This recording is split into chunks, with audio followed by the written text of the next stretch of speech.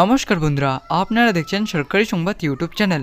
বন্ধুরা, আপনারা যদি আগে থেকেই শ্রম কার্ডটি বানিয়ে রেখেছেন এবং আপনাদের পরিবারের সবার যদি শ্রম কার্ডটি বানানো থাকে আর আপনি যদি এপ্রিল মাসেই ঈদের আগেই ১,০০০ টাকা সরাসরি আপনার ব্যাঙ্ক অ্যাকাউন্টে পেতে চান, তাহলে কিন্তু বন্ধুরা আপনাদের জন্য রয়েছে একটি বিরাট খুশির খবর। বন্ধুরা, আজকেই আমাদের কেন্দ্র সরকার মোদিজি একটি মিটিংয়ের মাধ্যমে জানিয়ে দিল, যারা এখনও এই শ্রম কার্ডটি বানাননি আপনারা যত তাড়াতাড়ি সম্ভব এই কার্ডটি বানিয়ে রাখুন। তার কারণ বন্ধুরা, এই শ্রম কার্ডটি আপনার কাছে থাকলেই কিন্তু এপ্রিল মাসেই ঈদের আগেই মোদিজির তরফ থেকে প্রতি মাসে ১,০০০ টাকা পেয়ে যাবেন। এছাড়া বন্ধুরা, আপনার কাছে এই শ্রম কার্ডটি থাকলেই যদি আপনি শ্রমিক, কৃষক, ফল বিক্রেতা, সবজি বিক্রেতা, মোট কথা আপনি যদি খেটে খাওয়া মানুষ হয়ে থাকেন, তাহলে কিন্তু বন্ধুরা ১ লক্ষ টাকা থেকে ২ লক্ষ টাকা পর্যন্ত আর্থিক সুবিধা সরাসরি আপনার ব্যাঙ্ক অ্যাকাউন্টে পেয়ে যাবেন।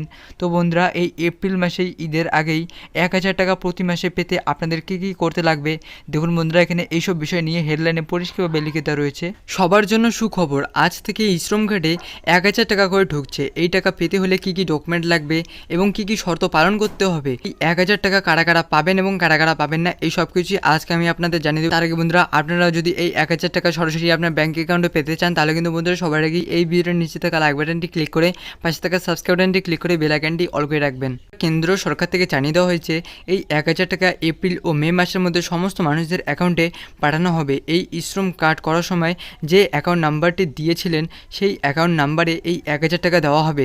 বিভিন্ন সংবাদ মাধ্যম থেকে জানা যাচ্ছে যে উত্তরপ্রদেশের রাজ্যের বেশিরভাগ মানুষ এই ১,০০০ টাকা পেয়ে গিয়েছেন।